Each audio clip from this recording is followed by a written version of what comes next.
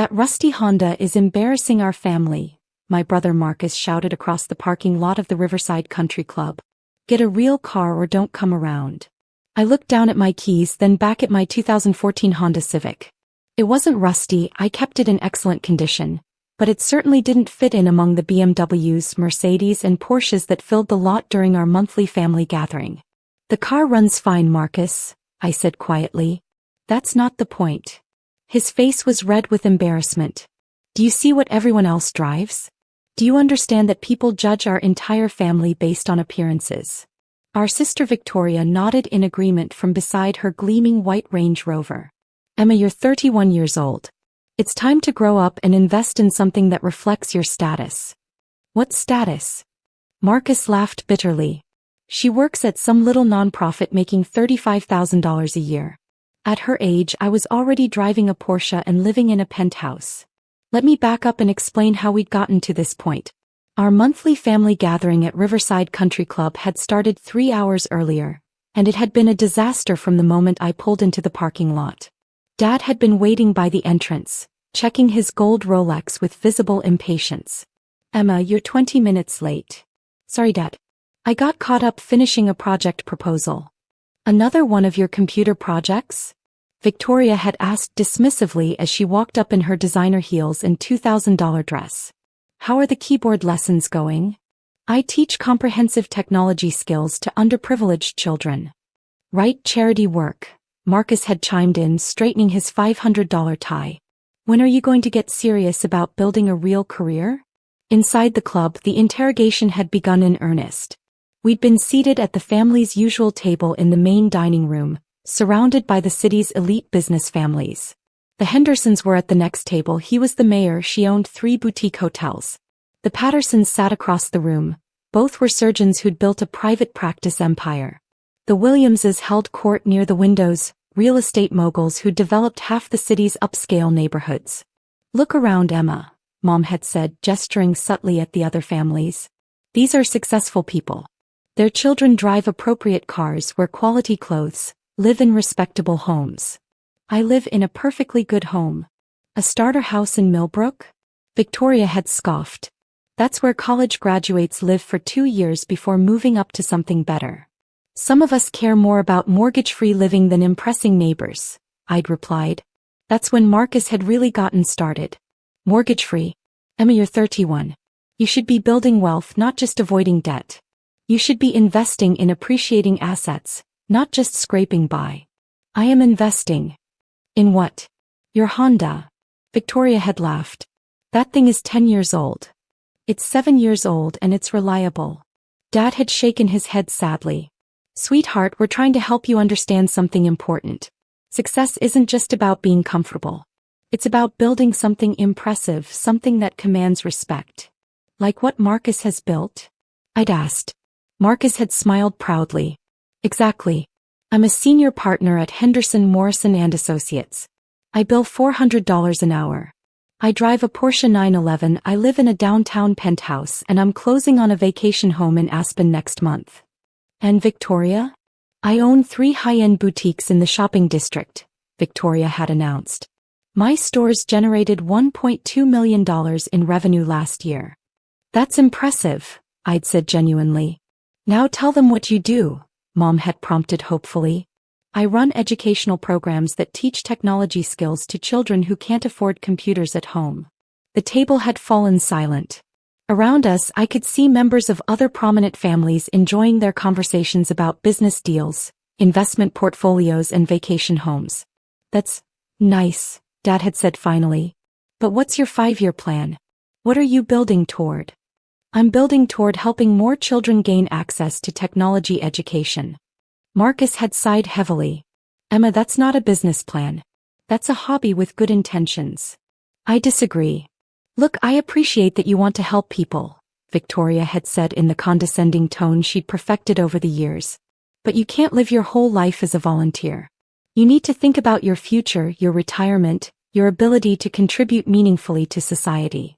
I believe I am contributing meaningfully. By what metric? Marcus had challenged. How many people have you employed? How much tax revenue have you generated? What kind of economic impact are you making?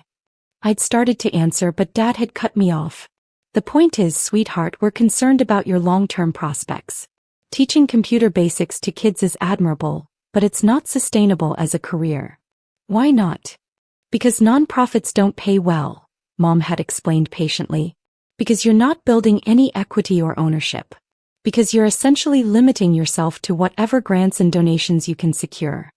That's when Mrs. Henderson had walked over from the next table, smiling warmly at my parents.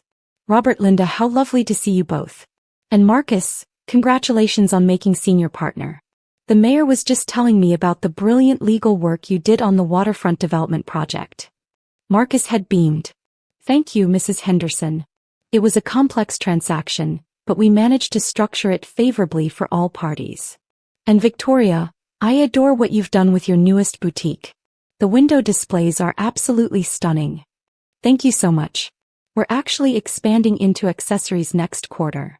Mrs. Henderson had then turned to me with polite interest. And Emma, your parents are always so proud of you. What field are you in? The table had gone quiet. I could see my family tensing, waiting to see how I'd handle the question. I work in educational technology, I'd said simply. Oh, how interesting. Are you with one of the tech companies downtown? I work independently, focusing on underserved communities. That's wonderful.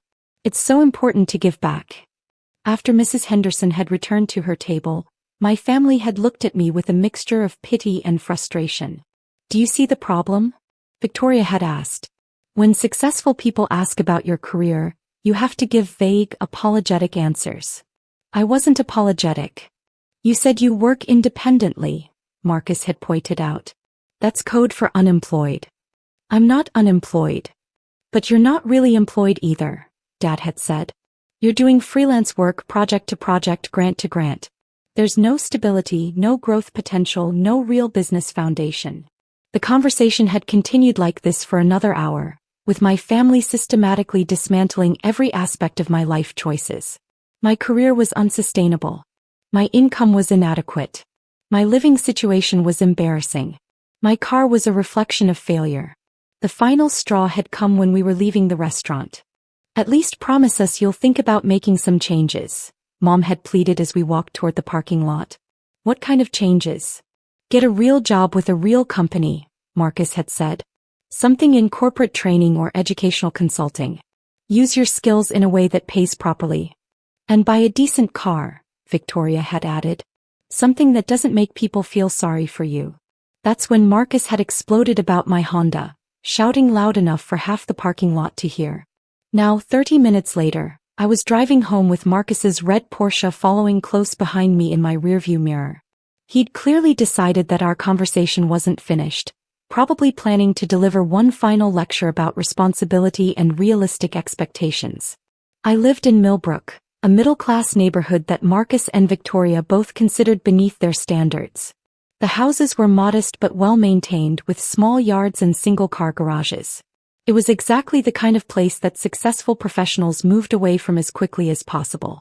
As I pulled into my driveway, I could see Marcus parking behind me, already shaking his head at the sight of my simple two-story house. It was painted white with blue shutters, had a small front porch, and looked like every other house on the block. Nothing impressive, nothing that would command respect at country club gatherings. Marcus got out of his Porsche and walked toward me with the determined stride of someone who'd spent the entire drive preparing his arguments. Emma, I followed you because we need to finish this conversation.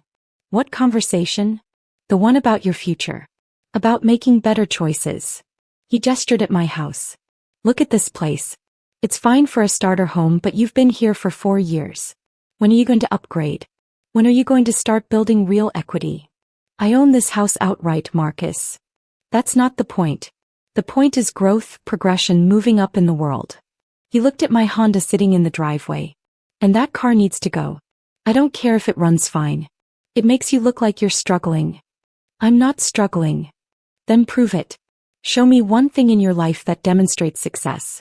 One thing that shows you're building wealth instead of just scraping by. I looked at my brother, who had spent the entire evening lecturing me about appearances and status symbols, who was so concerned about what other people thought that he couldn't see past his own assumptions. Marcus, since you're so concerned about cars, Would you like to see my collection? Your collection? He snorted. What, do you have two Hondas hidden somewhere? I walked to my garage and pressed the button on my key fob. The large door began to rise slowly. These are my weekend cars, I said as the door revealed the contents of my garage. Inside the spacious three-car garage sat a midnight blue Lamborghini Huracan EVO, a silver Aston Martin DB11, and a black Ferrari 488 GTB.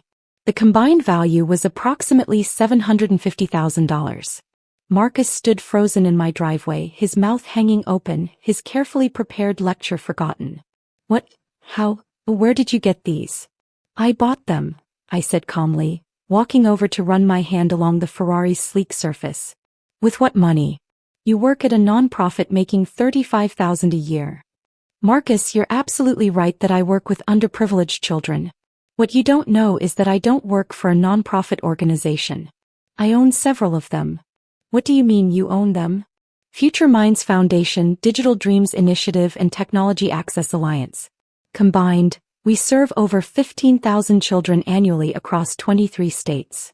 Marcus was still staring at the cars, his brain trying to process what he was seeing. But that doesn't explain how you can afford.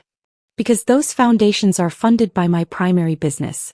The one you've never bothered to ask about despite dismissing it as computer projects for the past 8 years.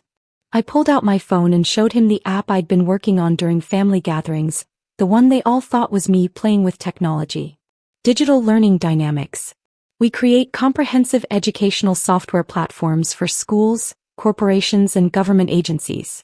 Our annual revenue last year was $67 million. Marcus's face went completely white. He grabbed onto his Porsche for support. $67 million? $67.3 million in revenue, with a net profit of $31.8 million. We have active contracts with 1,247 school districts, 89 Fortune 500 companies, and 12 government agencies. I opened the hood of the Lamborghini, revealing the pristine V10 engine. This particular car cost $267,000. I paid cash because I don't believe in financing luxury items. You paid cash. For all 3 cars. The Aston Martin was $198,000. The Ferrari was $280,000. I also paid cash for this house, which I had completely renovated and expanded last year. Marcus looked around my property with new eyes, suddenly noticing details he'd missed. The driveway wasn't just concrete. It was decorative pavers that probably cost $15,000. The landscaping wasn't simple. It was professionally designed and maintained. The garage wasn't standard. It was oversized and climate-controlled. Emma, I don't understand. If you have this much money, why do you live so normally? Because I value substance over appearances. Because I'd rather invest in my business and my charitable work than in impressing people at country clubs. But the Honda gets excellent gas mileage, is reliable, and doesn't make me a target for theft or carjacking. It's practical daily transportation. I walked him around to the side of the garage, where he could see into my home office through a large window. Inside was a technology setup that would make most corporations jealous. 12 large monitors arranged across 3 workstations, servers humming quietly in a climate-controlled rack, and equipment worth at least $150,000. This is where I built Digital Learning Dynamics. This is where I manage contracts worth tens of millions of dollars. This is where I design educational programs that are transforming how children learn technology skills. Marcus pressed his face against the window, staring at the sophisticated setup. But you never said anything. You let us all think you were just doing charity work. I'm doing charity work. That's the point you're missing. My business generates enough profit that I can fund extensive charitable programs while still building personal wealth. My phone rang, interrupting our conversation. I glanced at the screen and saw it was Dr. Sarah Chin from Harvard University. Excuse me, I need to take this. Hello, Dr. Chin. Emma, excellent news. The university board has approved your proposal.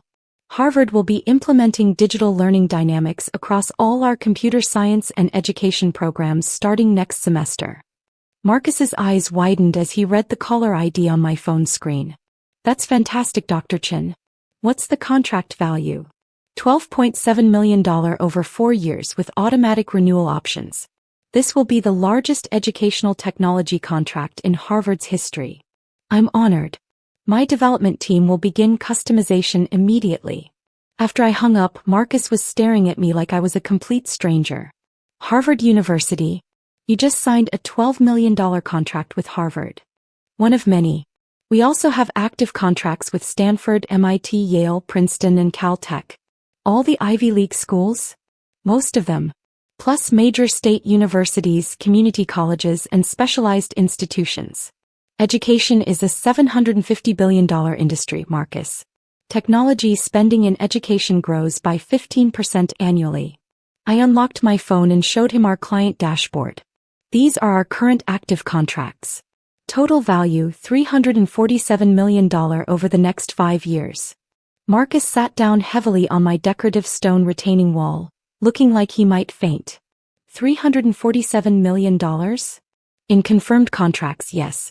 We also have $89 million in pending proposals and $156 million in renewal options. Emma, how long have you been doing this? I started digital learning dynamics 9 years ago, the summer after I graduated from MIT. MIT? You went to MIT? Full academic scholarship plus a research fellowship. Master's in computer science with a specialization in educational technology. Marcus put his head in his hands. We all thought you went to State University. Because when I tried to tell you about MIT, Dad interrupted to talk about your law school graduation, and the conversation never came back to my education. I walked over to the Ferrari and opened the driver's door. Would you like to see the rest of the property? There are some other things you might find interesting. There's more. I started the Ferrari. The engine roared to life with a sound that probably woke half the neighborhood, and gestured for Marcus to follow me in his Porsche. We drove around to the back of my property, where what appeared to be a small guest house sat among mature oak trees. What's that building? My primary development facility. The home office is for routine administrative work. This is where we create the actual software products. I used a key card to open the building, revealing a state-of-the-art technology laboratory that looked like something from a major corporation's R&D department. Marcus walked through the facility in complete bewilderment, looking at servers, development workstations, testing equipment, and prototyping stations worth more than most people's annual salaries. This lab cost $3.8 million to build and equip, I explained. We develop and test all our educational software here before deployment. You built a $3.8 million laboratory behind your house? I needed a secure, private development environment. Commercial real estate would have been more expensive and less convenient. Marcus stopped in front of a wall covered with patents, awards, and certificates. What are all these? Patents for various educational technology innovations. Awards from the Department of Education, the National Science Foundation, and various educational organizations. Certifications for security, accessibility, and educational effectiveness. He pointed to a framed certificate. Is that you with the Secretary of Education? Last year's National Education Technology Conference. Digital Learning Dynamics won the Innovation Award for our adaptive learning algorithms. Marcus studied the wall more carefully, reading award after award. Outstanding contribution to educational technology, Entrepreneur of the Year Technology Sector, Innovation Leadership Award, Educational Excellence Recognition. Emma, why have you never shown us any of this? When would I have shown you? Every family gathering is spent listening to you and Victoria describe your accomplishments while dismissing mine as unimportant hobby work. I sat down at one of the development workstations and logged into our company dashboard. These are our real-time business metrics. Currently, 1.3 million students are actively using our learning platforms. Our software is deployed in 47 states and 18 countries. Today's revenue will be approximately $290,000 per day. Which means that while you were lecturing me about getting a real job, we earned more than most people make in 5 years. Marcus stared at the numbers scrolling across my monitors: active users, completed lessons, revenue streams, profit margins. And the charitable work? I opened another application. Future Minds Foundation has donated $18.7 million to educational programs over the past 5 years. We've built 47 computer laboratories in underserved schools, provided full college scholarships to 156 students, and trained over 800 teachers in advanced technology skills. $18.7 million? In direct charitable giving, yes. Plus the donated time and software licenses, which adds another $23 million in value. Marcus was quiet for a long time, just absorbing the scope of what I'd built. The country club, he said finally. What about it? When Mrs. Henderson asked about your work and you said you worked in educational technology. I was being accurate. I do work in educational technology. But you made it sound so small, so unimportant. I made it sound honest. I didn't feel the need to announce my net worth to someone I barely know. What is your net worth? I considered the question carefully. Between the business valuation, real estate holdings, investment portfolio, and liquid assets? Approximately $94 million. Marcus made a choking sound. $94 million? It fluctuates based on market conditions and business performance. But yes, that's the current estimate. Emma, you're worth $94 million and we've been treating you like a charity case. You've been treating me like someone whose work doesn't matter because it doesn't produce visible status symbols. My phone buzzed with a text message. I glanced at it and smiled. What is it? The Department of Defense. They want to discuss adapting our educational technology for military training applications. Potential contract value, $47 million. The Pentagon wants to hire you? Educational technology and training technology use very similar frameworks. Our adaptive learning algorithms could revolutionize how the military trains personnel. I showed him the text message, which included a request to schedule a meeting with senior officials at the Pentagon. This would be our first major government defense contract. It could open up an entirely new market segment. Marcus looked around the laboratory, finally understanding the scale and sophistication of what I'd built. When you were working on your laptop during family dinners, I was usually reviewing contract proposals, managing development projects, or communicating with clients. The work doesn't stop just because it's Sunday dinner. And when we told you to stop playing with computers, you were telling a multimillionaire CEO to abandon the business that was generating more revenue in a month than most people see in a lifetime. We walked back toward the house, where my 3 supercars sat gleaming in the garage like a very expensive rebuke to every assumption my family had made about my success. Emma, I owe you the biggest apology of my life. Yes, you do. We've been completely wrong about everything. About your work, your success, your choices. You've been so focused on what success looks like from the outside that you never bothered to find out what it actually looks like on the inside. Marcus looked at his red Porsche, which suddenly seemed much less impressive parked next to my collection. Your Honda is practical daily transportation that doesn't draw unwanted attention or make me a target for theft.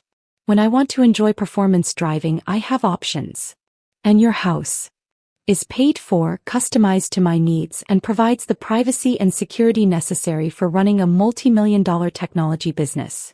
And your clothes are comfortable and appropriate for my work environment.